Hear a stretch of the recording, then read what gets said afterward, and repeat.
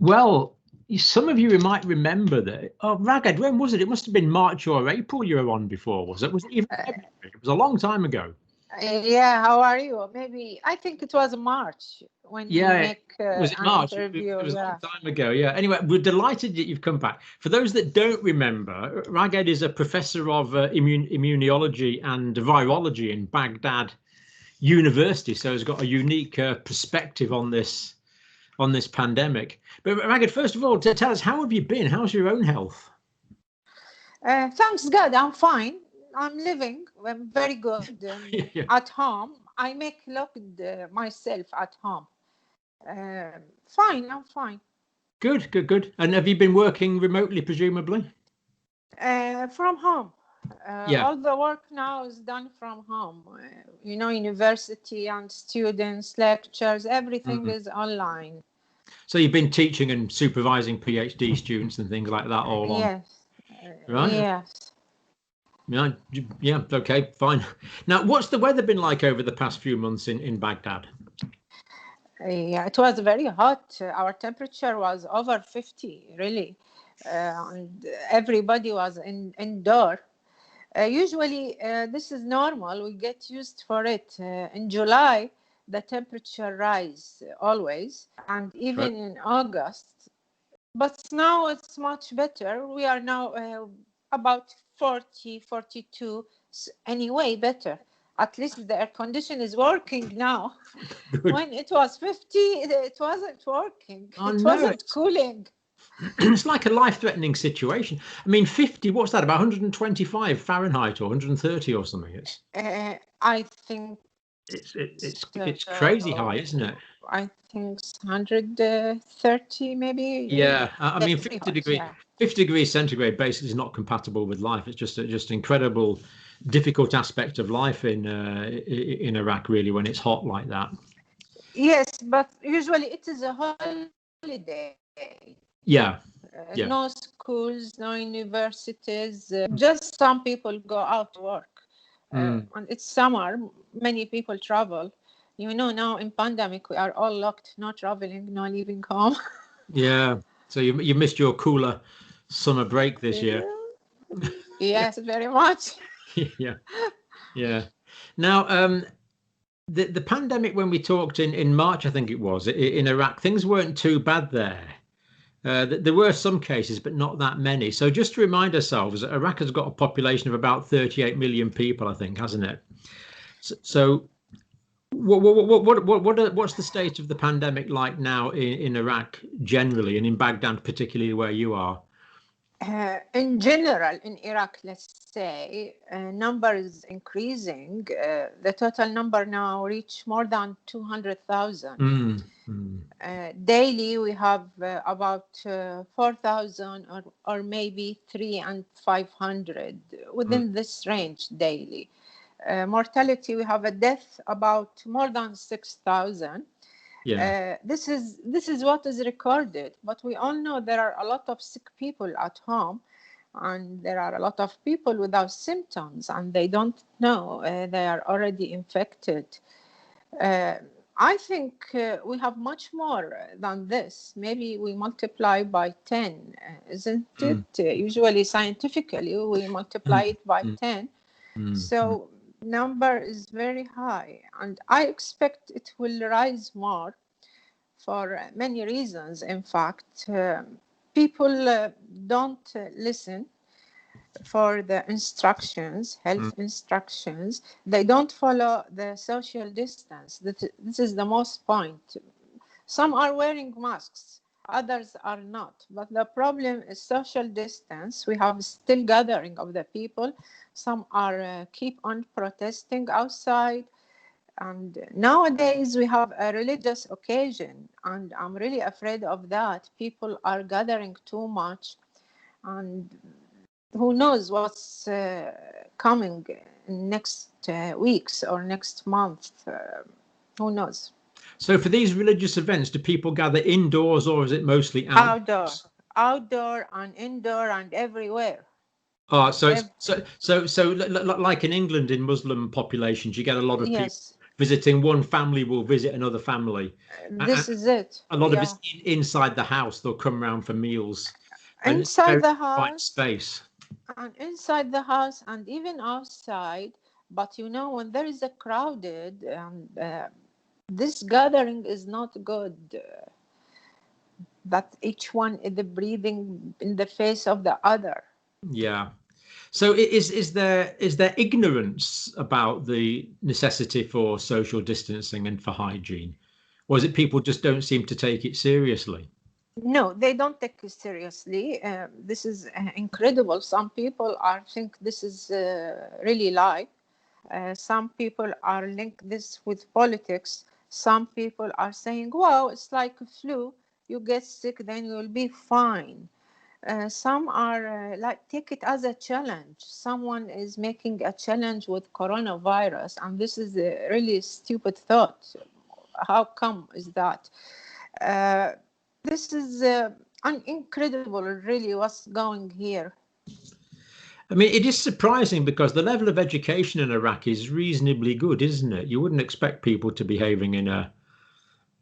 Yes, in general, it is fine. But, Iraq passed in the last few years, not a few years, it is more than 10 or 20 years from war to war to war.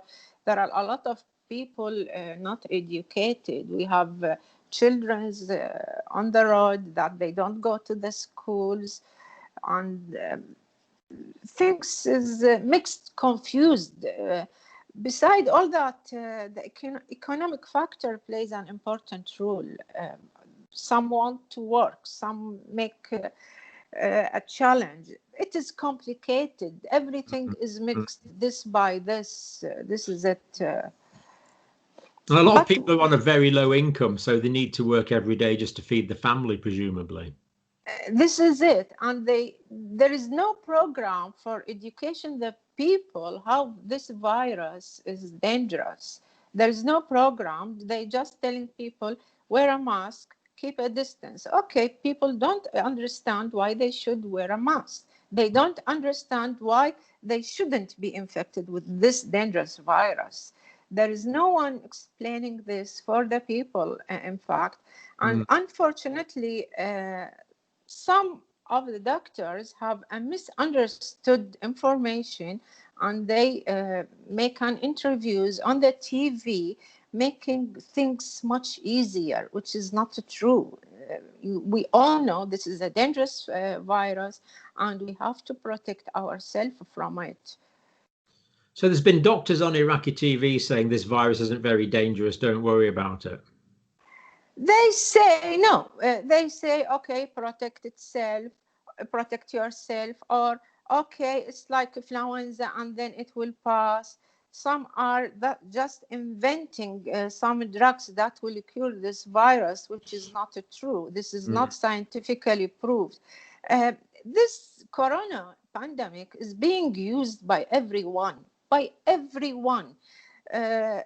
Either by politicians, either by those who work in, who have companies who want to sell their drugs. Everyone is using corona for his benefit, and this is the problem. So the people are now confused. They don't know what is right, what is wrong, and no one will lead them. No one tells them this is the right and this is the wrong. So they are confused too much.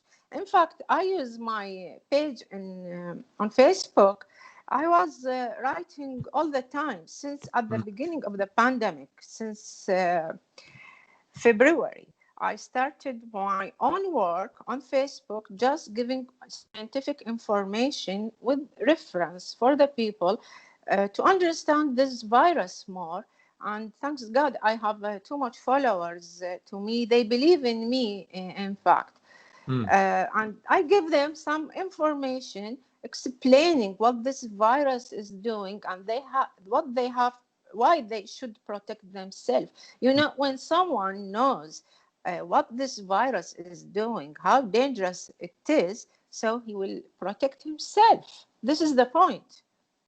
This is the great part about social media. If people on social media follow someone such as yourself, who is an expert in that field, Yes, and listen to proper scientific advice. The problem is, of course, there's so much misinformation and disinformation on social media. It's knowing who to follow, but if people are following you, I'm very happy with that. That's in Iraq. Iraq, you mean? Did you write in Arabic, presumably? In Arabic, because most of my friends are Arabians. I write personally for my people, but I put the links sometime in English, let's say for an interview, then I translate the main point. So anyone can notice whether the link. The problem here, Dr. Campbell, vitamin D is making a revolution in all the world. Here, nobody is telling the people they should take vitamin D. No one is telling that. I keep advising my friends, my family. Even I wrote many things on my page that please take vitamin D. Test the level of your vitamin D and take a suitable dose. Then they will be very thankful because I put a link for it to prove what I am saying. Yeah. This is part of scientific work. Yeah. So you think, but you're sort of implying there that vitamin D is taken in the rest of the world. In my country, we have exactly the same problem. The vitamin D message has not got through to most people. Can you tell us, from an immunological point of view, why is it that vitamin D is important for the immune system? Of course. Most of coronavirus patients, let's say, not most of them, some of them are suffering from dysregulation of the immune system. Yeah. Some are suffering from cytokine storm. Yeah. This is what is caused by inflammation in the lung. Then the immune cells will secrete a lot of cytokines. Yeah. And this will be out of regulation, and this mass of all this inflammation in the lung, and this would result in accumulation of fluid and cell debris in the lung, which causing many troubles for the patient. Vitamin D, what it does, it just control the secretion of the cytokine. I used to tell my friends, vitamin D is like a boss. He's telling this cell, you work and you shouldn't work. You secrete the cytokine. You stop secreting the cytokine. We don't need inflammation. Stop making inflammation. This is what vitamin D does, in a simple words. Of course, it is scientifically not like that. All the cells have a receptor for vitamin D. And once the cell interact with vitamin D, there are some changes would happen in the cell, and the result is secretion for a certain cytokine and stopping for other cytokine. This is one part.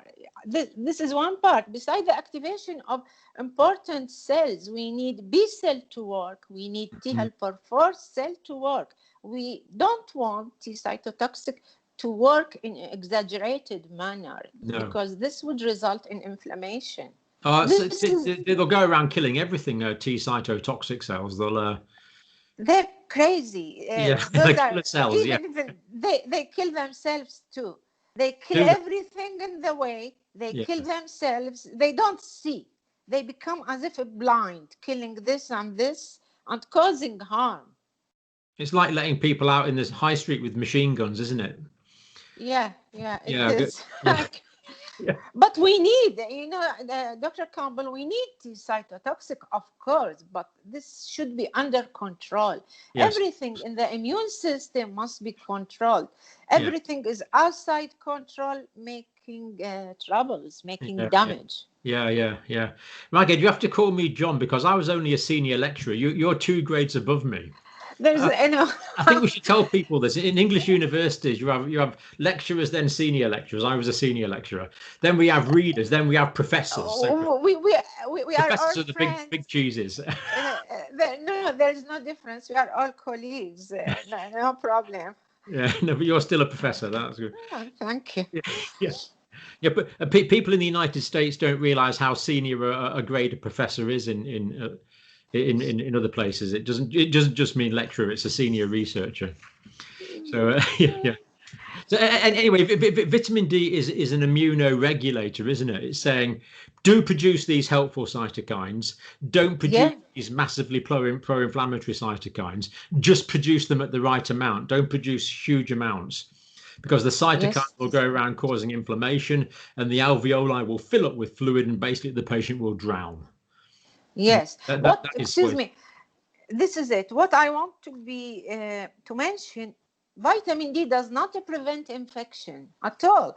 It just controls the immune response. Yes. So if one is infected, he will be safe side.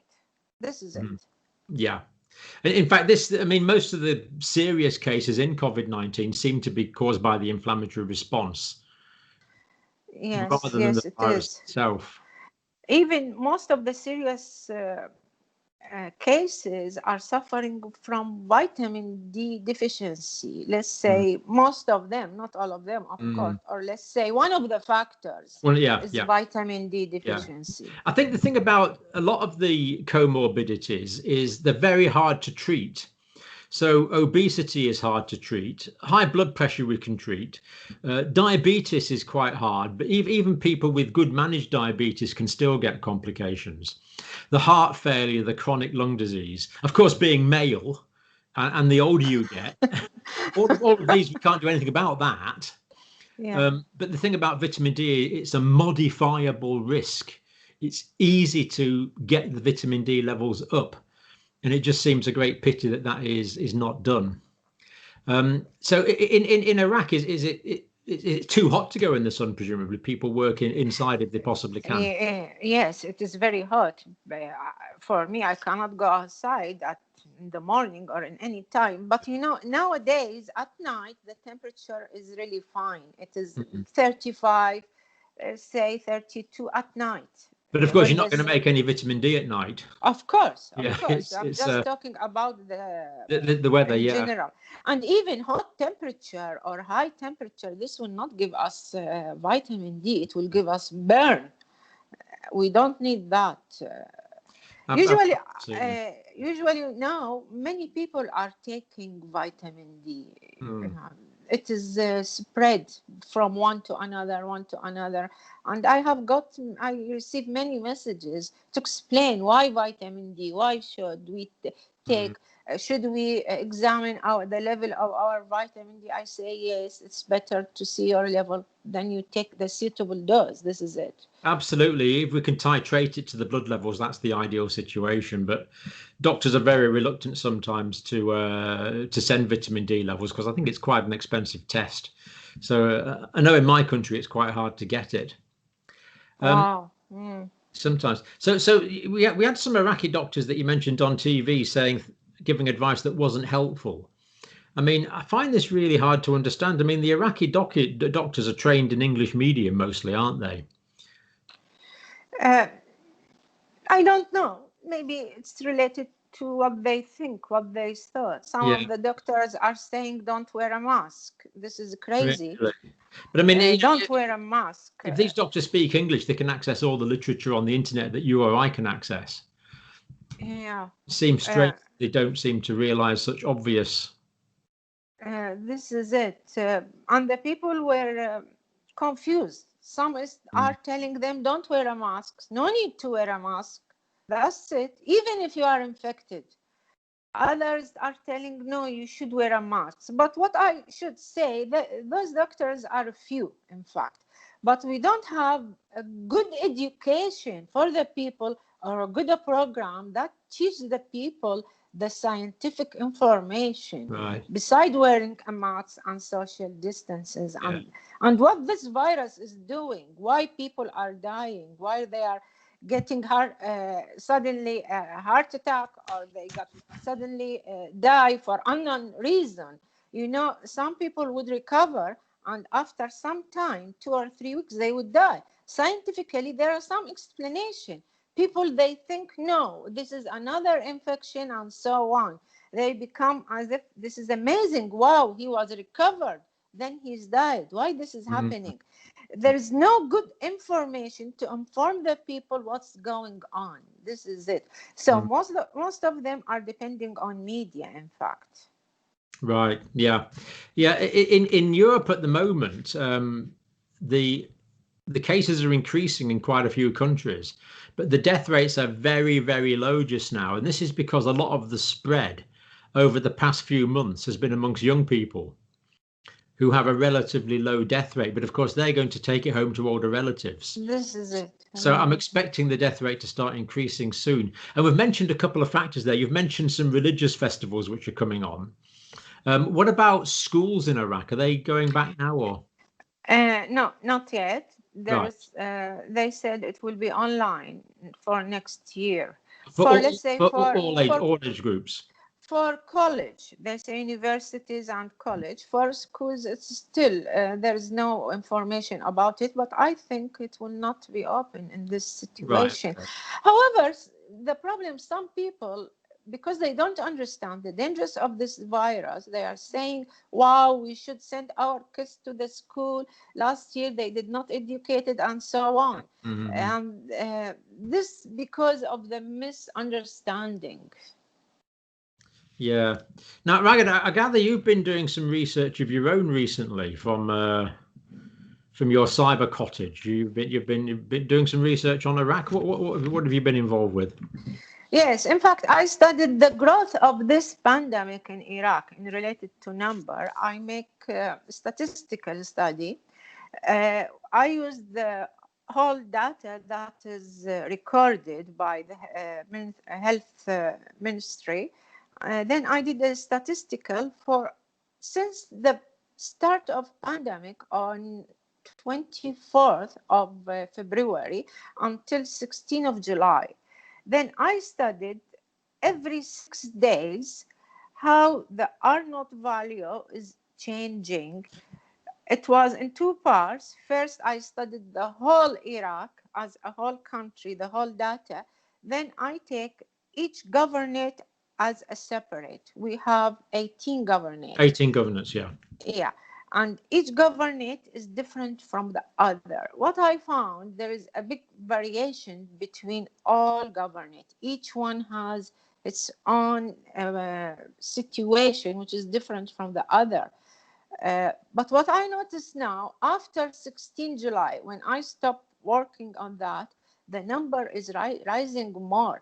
So that data now may be changed. At that time, the total R0 value for Iraq was 1.4 plus minus 0.5 plus minus standard deviation.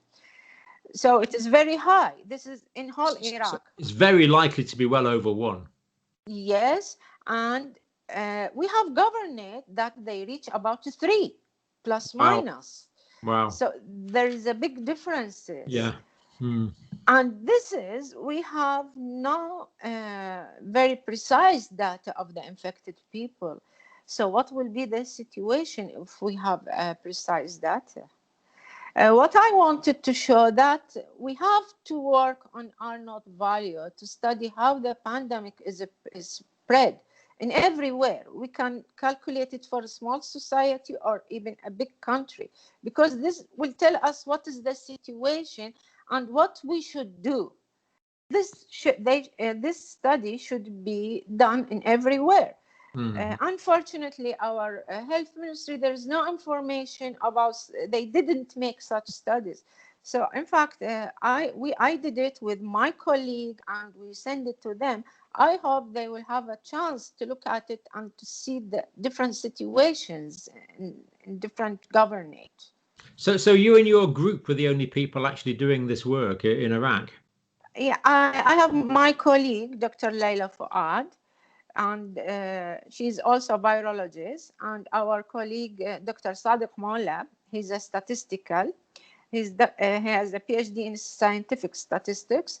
We are all from Baghdad University, College of Science, Department of Biology. And we did it in Arabic, in fact, to let everyone understand what's going on. This is the point. then it will be translated. Sure, later on it will be published. And of course, when it is, we'd love to post a link to that. I'm looking forward to. I will promise. Yeah. Not much point you sending the Arabic one. I'm not very good at that, but when it's translated, it'd be great to see it. I can send you the curves, because you know the numbers and the writing on the curves is in English. Oh, we can put a link to those on the video. I'm sure people will be interested to see that. Yeah. You know, the curves are really crazy. You know, the curves is going up. Right. Okay. So we have exponential growth in Iraq today, yes. At the end of August. Yes. So what does that mean? That the majority of the population of Iraq will be infected this year in 2020? Wallahi, what we say, my God, I don't know. I hope not. But I think, yes, let's be scientific talking. Yes, most of the people will be infected. Only those who protect themselves and becoming careful, maybe not. Maybe not. So we could be looking at, you know, another 30 million infections in Iraq before the end of 2020. I hope not. But if there's exponential growth, it's not improbable, is it? Unfortunately. Yeah, because you know, every day we are having between 3,500 or 4, let's say 4,000. So you expect after 2 weeks, this 4 will become 8,000. And after 2 weeks, it will become 16,000. This is the exponential growth of the virus. So the number of cases are doubling pretty well every 2 weeks in Iraq at the moment. It is not recorded as doubling. It takes long time to be doubled in the recording number. But we know some people, they don't go to test. They just treating themselves at home. I know a lot of people are sick and they're staying at home. Even one of my neighbor he's about in his 60s. And he was COVID-19. His family was treating at home. Even he was under ventilator and he passed away. He died at home? Yes, he is. Maybe, sorry, at the last minute, they take him to the hospital. You know, at last minute, what the hospital should do. And beside our health institutes or health sector in Iraq is not that good. It's really bad. There is no care about it for a long time. So the health sector in Iraq has been neglected and it hasn't been well funded for some time, and it's in quite a deteriorated situation. For a long time, more than maybe 20 years. This is it. We have troubles in the health sector. However, now they are trying to take more care, but you know, this pandemic is making too much pressure. Unfortunately, we are losing a lot of from the medical staff people. They are dying, and this is very dangerous, and we're sorry for them. Yeah, I mean, it's a remarkably sad situation. So the hospitals have been fairly stretched in Iraq. I mean, already it's a very difficult situation, and the COVID-19 has just made it way worse. So, are people getting the medical treatment they need, or is the people dying because they're not getting medical treatment? They got the medical treatment, but sometimes there's troubles in oxygen providing. There is a lack of oxygen, and it makes some troubles in some governorate. Then now it is available. The problem that the people don't like to go to the hospital because they think the hospitals are not that good for them. They prefer to stay at home. So when reach the severe case or complicated situation, they go to the hospital, then they would die there because they reach late. Medical treatment is available usually. It's not a problem of a medical treatment. It's a problem in managing this pandemic in the country, is it? Right. This is the trouble. They have to put another plans how to make things more settled. We need to educate people to be more careful. This is the first point. So the official death rate in Iraq is about 6,700 at the moment. You think it's really quite a lot higher than that? I think some people are dying at home. Really, I know a lot of people, and they don't tell the others they have COVID-19. The social differences between people. Some are thinking if you say you are infected, it's like a shame on them. And it's not good to tell others you are infected. And this is social stigma. Yeah. Yes, this is it. And they don't tell others. And even their house is still open, and visiting to them to make this duties for condolences and so on, and this would help in spread of the virus. Another point, I think using of what's called, this is rapid test. Rapid test. The rapid test, yeah. Yes, rapid test is used in the private labs.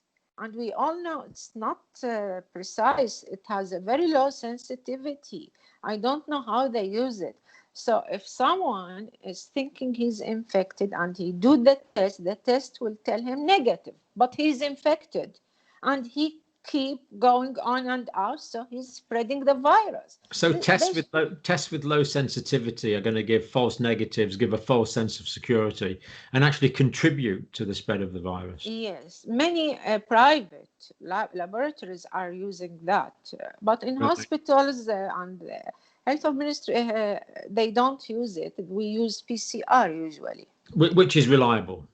Yes, but even there is pressure everywhere on the hospitals or on the labs for PCR tests. Sometimes they suffer from lack of swabs, which is needed for PCR. That's all the reasons for spreading of the viruses. Yeah, so there's a lot of difficulties. Now, is there any antibody surveys been done in Iraq? No, not yet. Just rapid test. This is it. Rapid test.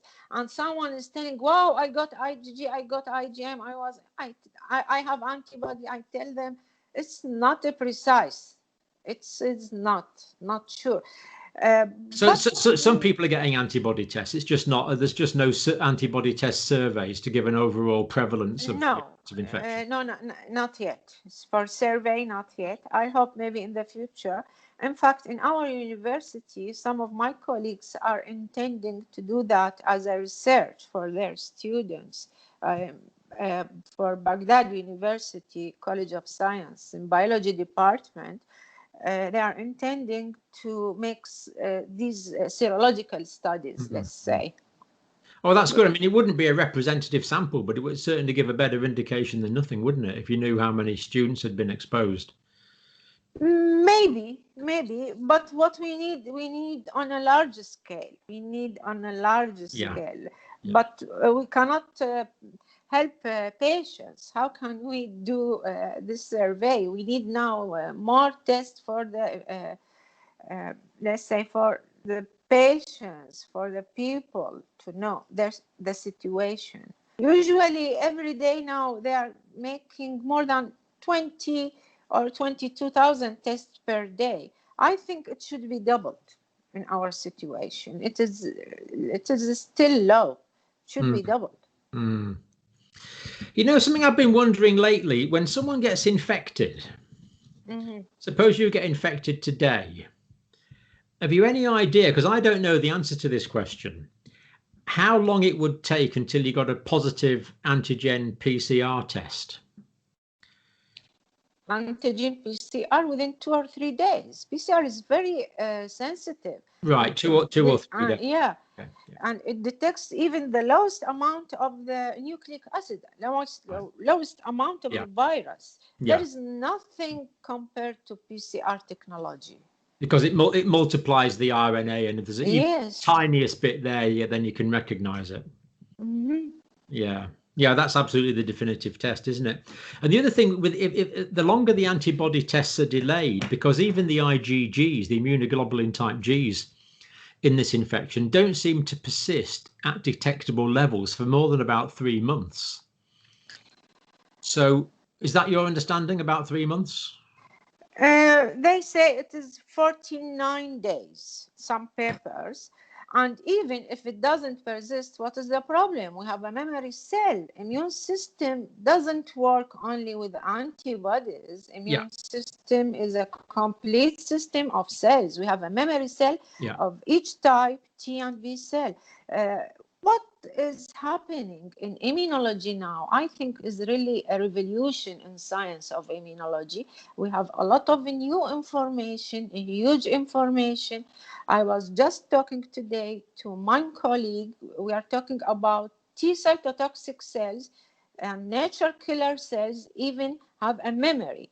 We used to think they are related to innate immune response. Now, some research found they have a memory, especially in coronavirus. So I did not know that. I didn't know. Even this is amazing. I say this is a very high revolution in science and immunology. So if we just tell people that the natural killer cells are the big lymphocytes, large lymphocytes, and what they will do is, if a cell has a viral infection inside it, these natural killer cells will kill that cell, and they'll kill the cell and kill all the viruses inside it. And I've always thought that was part of the innate immune system. Yes, it is in science. We were taught that. But you're now saying it has memory. Has a memory. T cytotoxic and nature killer cell. What is happening? Let's say if someone is infected, their response, they may not show antibody. If they don't have an antibody, it doesn't mean they don't have immune response, because they have an active T cytotoxic and active nature killer cell. In second infection, they would have maybe, let's say, antibodies. And if you remember, a few days ago, we heard about a reinfection case. Maybe it was where in Belgium or Hong Kong, Belgium, and Netherlands. In Hong Kong, yes, in Hong Kong, the person in the first infection, he did not develop antibody, and he was cured. Okay. He was positive PCR, and they did sequencing for that virus. And he has a T cytotoxic nature killer cells positive at that time. When he was reinfected, they found with sequencing, okay, it is a different strain, but it is still coronavirus, but the person developed antibodies and have still no symptoms. I'm not worrying, in fact, about reinfection. Because immune system is really brilliant. Immune system is a marvelous system, and it has all the tools, whether antibodies, whether cells, and memory. And every day we are learning more of this, how this system is working. It's really incredible, this system. So don't worry about immune system, it will work. And I hope the people would believe the vaccine would work. It will work. Whatever the situation, it will work. You know, I agree completely. The reason I mentioned the antibodies was not so much because they give protection, but because they're useful for surveys. Yes, that's why they're used for surveys. And as you say, they're only lasting about 49 days. Yes. But I agree with you. I believe that the T cell response, the memory T cells and memory B cells, I believe, the memory B cells will remember how to make the antibodies. So you're going to get memory T cells and memory B cells. The combination of that means I'm not worried about reinfection. I think people have long-term immunity. Besides that, I think what we need to study is to study the memory T cytotoxic. Really, we do antibody for survey of the people, but if someone is infected 6 months ago, his antibody level would be 0, or let's say undetectable level, but he has immunity. We need to test for the cells, memory cells, T cytotoxic, nature killer cells, T and B cell memory cells. I think the revolution is coming in the next research. All would work on the cell, maybe. I agree, and that can be done now, but most hospitals can't do that as a routine test. It's still a research-based test. It's quite a sophisticated test. Yes. So Yeah. what we need is someone at Baghdad University to work out a really cheap test for memory. Everything is expensive nowadays. Yeah, you need to work out a There cheap is way no to do this, right? let's say maybe I think in future, maybe near future, we'll have a good test for cells. So for the memory cells, the memory yes, the T cytotoxics and the T and the B cells as well. Yeah. All the cells of the immune system, maybe. And of course, there's another aspect of immunity that people often forget, and that's the immunoglobulin type A's. Of course, on the mucosal surface. Yeah. So tell us about immunoglobulin type A's, Ragad. What do they do? Immunoglobulin type A is found in most of the mucosal tissue. Let's say on the nose, maybe even at the surface of the lungs, and every mucosal surface we have immunoglobulin A, and it's has a protecting effect for viral infection. Beside that, immunoglobulin A is found on women, on those who are feeding their newborn. Yeah, the colostrum. Yes, the colostrum of the woman is very rich in IgA, and they should feed their babies, their newborn, with this colostrum because it is very high in IgA. So we can't emphasize that. We can't emphasize that strongly enough. Every baby born into this world should have IgA in the colostrum from the mother's milk and colostrum and milk, unless there's some overpowering reason not to. It's a fundamental right of every baby to have this immunoprotection. Yes, it should. And now, at this time, it is very important. At this time, every woman who has a newborn baby must feed her baby from this colostrum because she's protecting her child. Absolutely. This is nature protecting.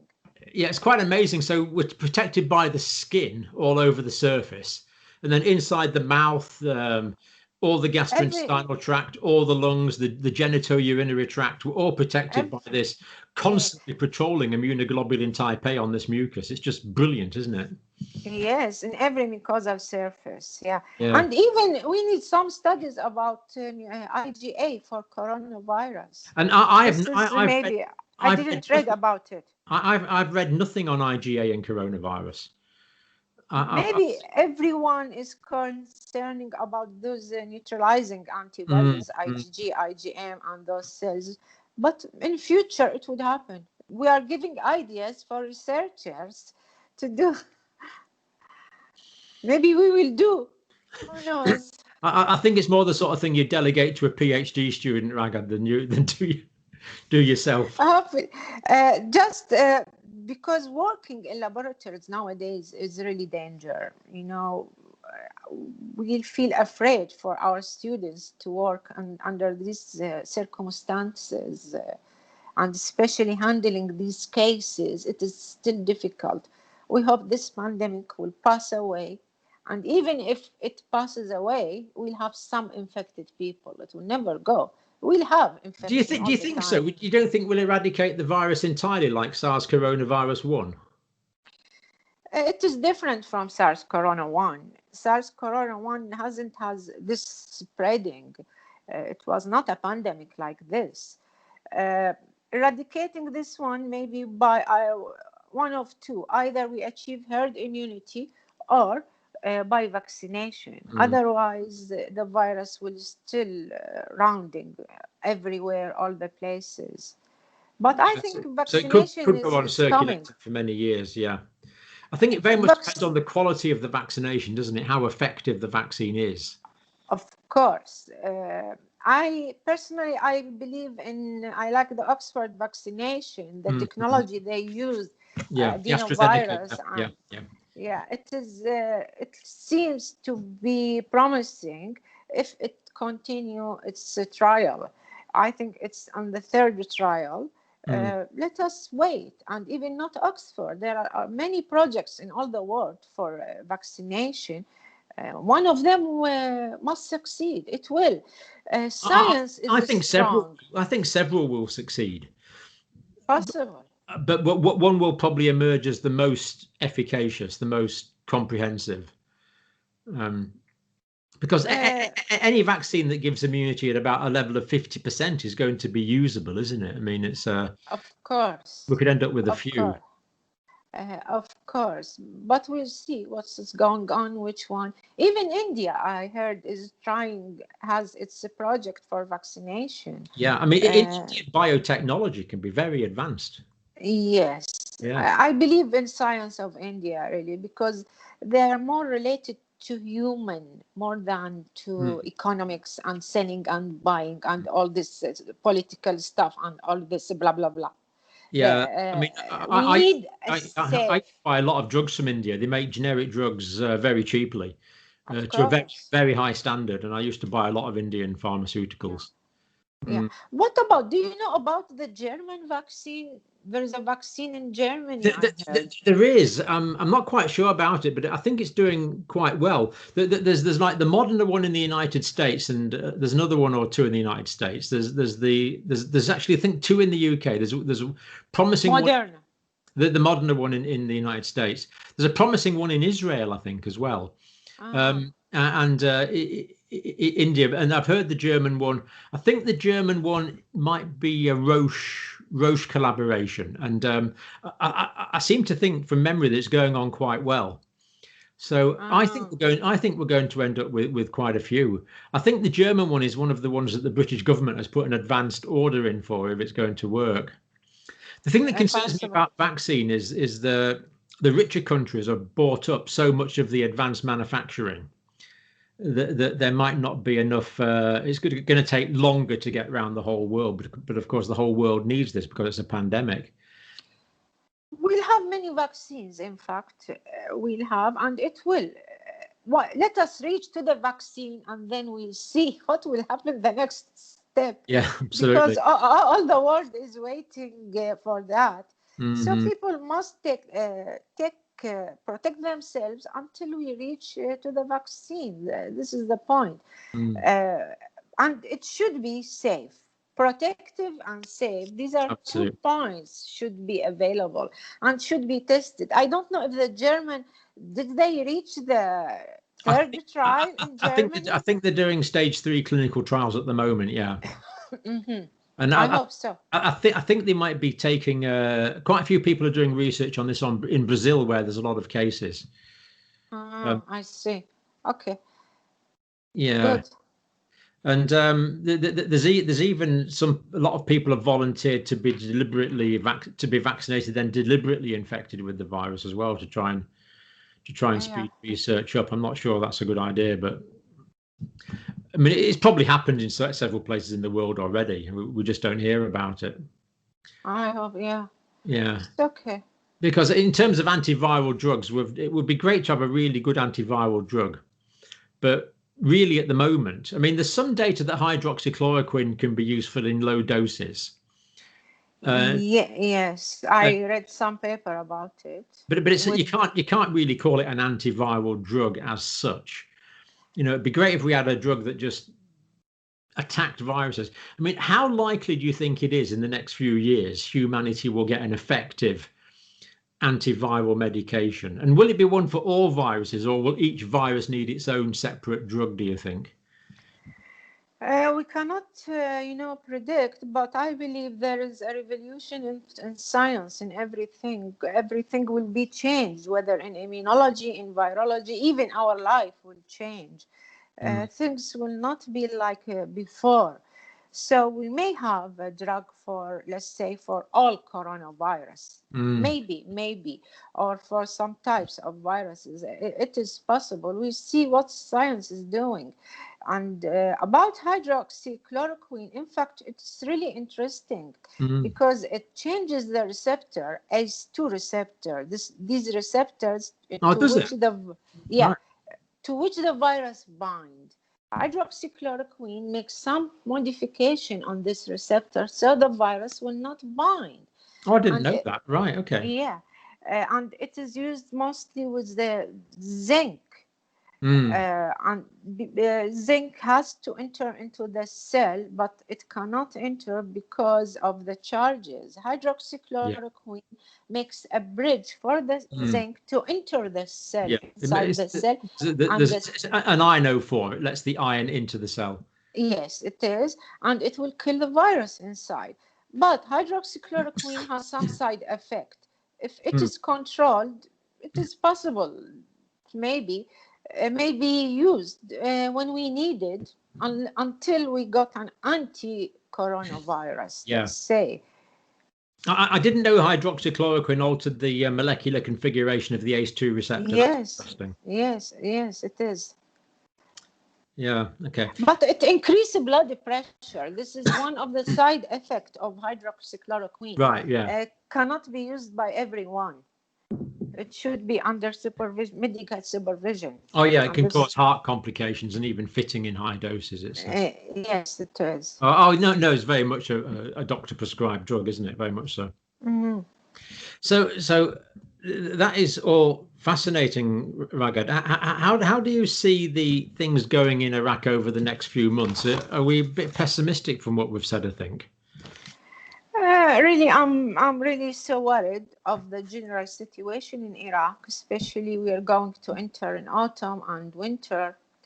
All the factors are showing or indicating an increase in the numbers. I'm really worried about it. I hope things will be fine. I hope people will be more careful for it. Because, in winter and autumn, we'll have an influenza infection. This is the season for flu infection. So you get influenza in Iraq in autumn as well, the same as UK? Yes, I think in all the world, season changing, we have an influenza. So what I advise my friends to take a influenza vaccine. So there will not be mixing between the symptoms of flu and corona. This is one point. Other point, usually flu infected persons will have their immune response will be tired or a bit weak. So it is possible there would be another infection with corona, and this will complicate the things. A more severe infection, potentially. Yes, and it will be, we don't know what will happen. Just think they are both RNA viruses, influenza and corona. So we hope things will be better, but people must be careful and follow the medical instructions from the correct places. Yeah. You would advocate flu vaccine at the moment. You want as many people to get flu vaccine as possible. Yes, I think it is possible. Yeah, we have to. I mean, do people in Iraq take flu vaccine normally? I mean, is it some of them. I know a friend of mine, she's giving her kids the flu vaccine because they usually in every winter they got infected and so on. And it is available in the pharmacies, in fact. Oh, right. Okay. Is it affordable? Yes. Okay. So it's strange, isn't it? The immune system is not very good at fighting two infections at the same time.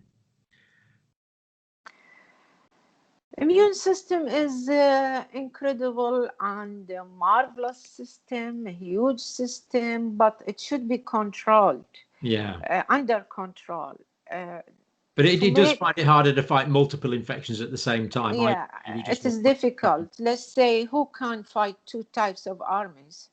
Indeed. Yeah, this is the point. It makes things more difficult. Indeed. Even if he's very strong, but we have two different armies, no one can fight it.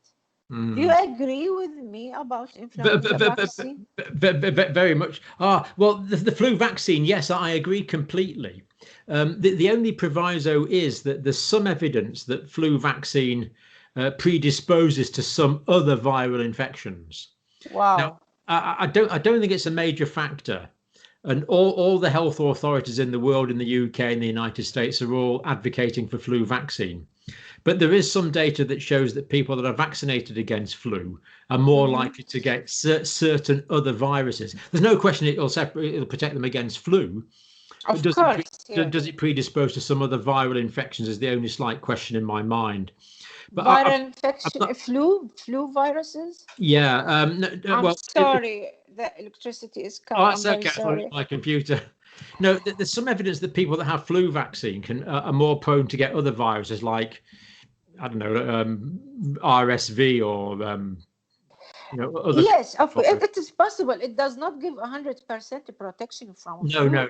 But it gives 70% protection, which we needed at least. 70% is better than nothing.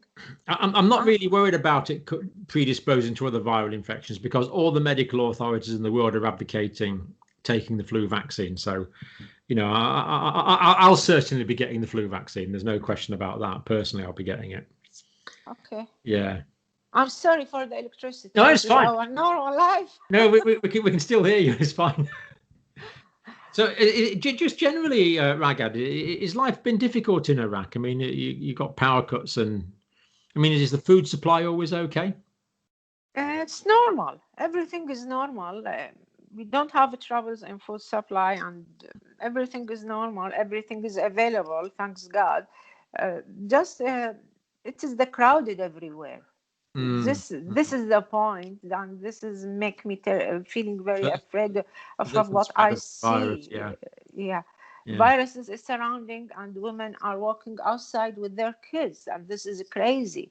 Yeah. If they walk on the street, okay. If they go to gardens, okay. But they take their kids to the shopping inside markets, and this is a closed area. There's the shopping malls with aircon inside, presumably.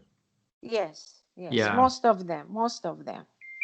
Because aircon is going to lower the humidity, and there's some evidence that the virus spreads more in low humidity as well.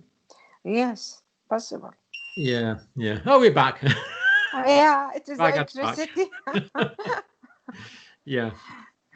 No, that's interesting, Ragad. Thank you. So we'll post that if you're happy with that. We'll let you see it first. I always do that, obviously. No, it's okay. You can post it. We'll let you see it, and God willing, we could talk again sometime in the future. We want to follow what's going on in Iraq. The reason Iraq means so much to me is, I know of young men who went to Iraq and didn't come back, and I'm sorry. Yeah. And many people in the UK are the same, and the Iraqi people have suffered. So many people have suffered for what's gone in Iraq, and yet the situation still seems so difficult. It just seems such an ironic, sad situation that so much money and life has been expended in Iraq, and yet there's still so many. You have many troubles, corruption, and so on. Hope in the future things will be better. Indeed, yeah. So many people will watch this with interest for that and for other reasons, Ragad, and we really appreciate you coming on. So, hello, anytime. And well, God willing, make another one. God willing, we'll talk again. Yeah, you're the chief correspondent in Baghdad now. Wow! Thank you. It's your new job. No, we really appreciate it, Ragad. Thank you, and not only your personal experience in Baghdad, but also your professional knowledge as an immunologist and an academic is all very helpful and interesting. Thank you very much. I really listen to your videos and I learn a lot from you. Thank you, Dr. Campbell. Really. I'm sure it's just revision for you, Ragad. It's nice. It's nice to know. Yeah, it's great. It's great to know people watching you. Okay, thanks. We'll talk again soon. God bless you. Hello. Bye-bye. Yeah, bye.